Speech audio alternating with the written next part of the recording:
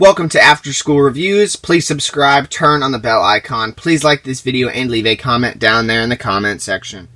Today on After School Reviews, we're having a look at the Wes Craven's New Nightmare Retro Cloth 8-inch figure by NECA. And this is the first retro cloth we've seen since part 3 that I've reviewed. They've come out with 3, I think, since then. They've come out with the one where he's dressed up as a doctor with a little saw, the one where he's wearing a little tuxedo, and there's also the one where he's like a little chef from part 5. So I think there's one from part 4, one from part 3, and one from part 5? 5, 4, and 3?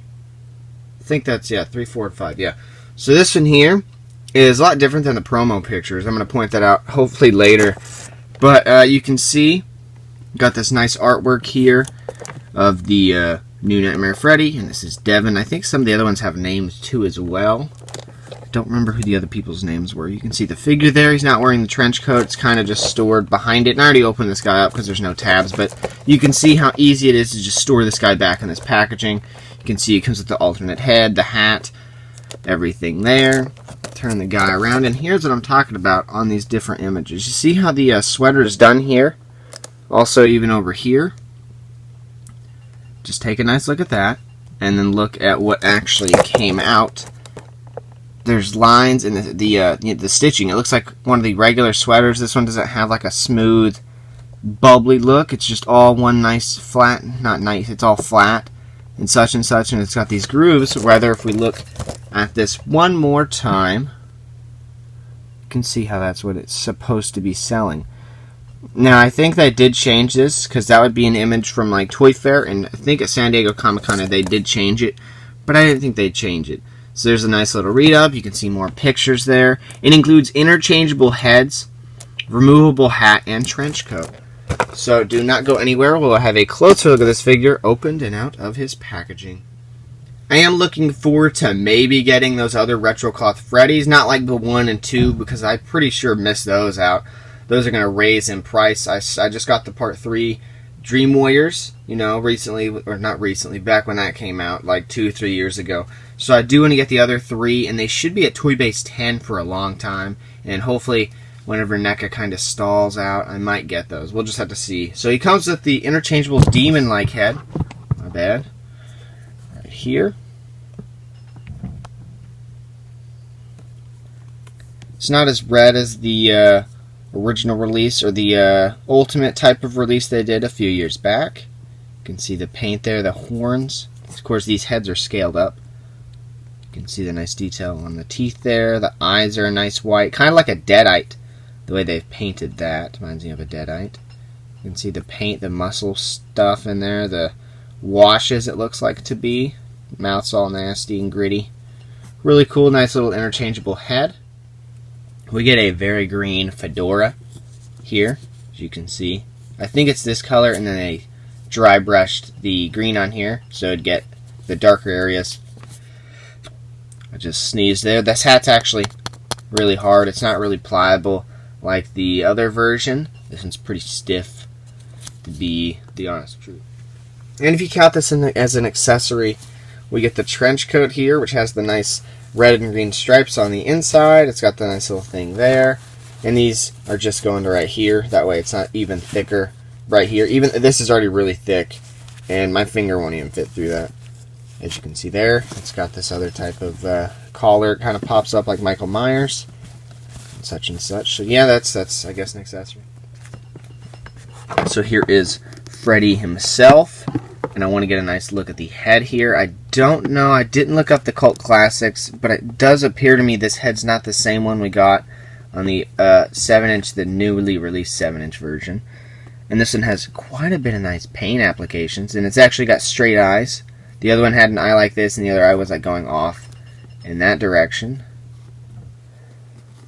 It's really nice. It's kind of glossy, like right over here. It's a bit glossy, and then the neck's painted really nice too as well. It's kind of like a translucent down here at the neck, and the back of the head.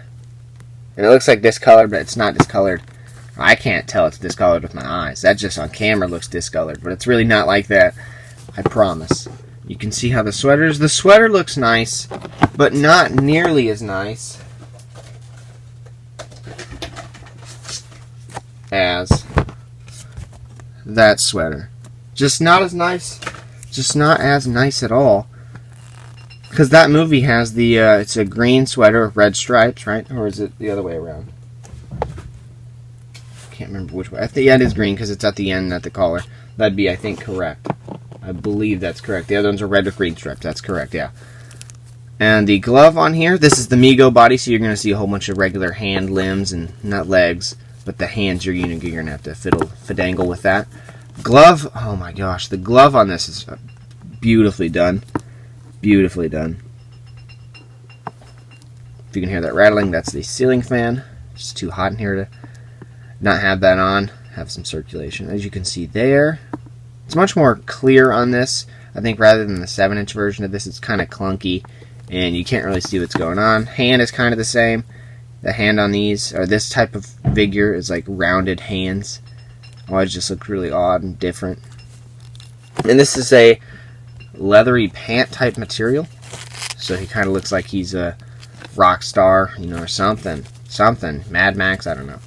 He's a biker. You can see. You'd probably be careful because that's the knee joint, so if you bent it all the way forward, you could probably pop that open.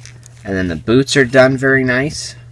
All the silver painted on the nice little buckles nicely. And there's a nice little hinge forward and back there. It does kind of break the sculpt, so when it's like that, you can't really notice a difference, but when it is like that, you can. Like that. Looks like he has pockets right there too as well, and everything such like that. Articulation, it's just a Mego body, so I don't think I need to go over anything for sure. Head's on a ball joint, arms will go out, they'll go up, they'll go back, they'll go forward, they'll bend. You'll actually get better articulation of hand than you will a 7-inch NECA figure, an Ultimate figure. Nothing really in the waist. It'll swivel, I think, but you gotta be careful about these pants. Leg will go forward, they'll go back together for some reason. They'll spread apart, but again, type of leathery. Knees will bend. It actually will rotate up here, so if you need to rotate the foot, and then the foot will go back and forth.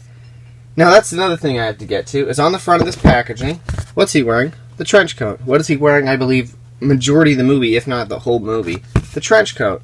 No images on here are the actual figure with the trench coat. So I'm going to show you what he looks like with the trench coat.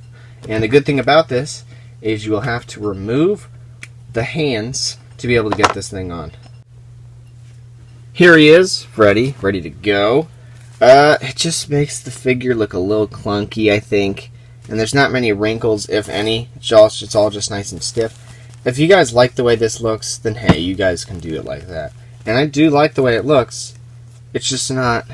I feel like I'm downgrading the figure. I feel like the last time I did a Freddy review, I dissed it so much I got hate comments. So I'm not going to do it this time. Because, you know, apparently I don't do that with the Jasons often. Except I think part 2 I did it pretty hardly. It's a nice figure. If you guys are wanting Freddy, clearly I'm not going to get rid of this guy because he's really cool.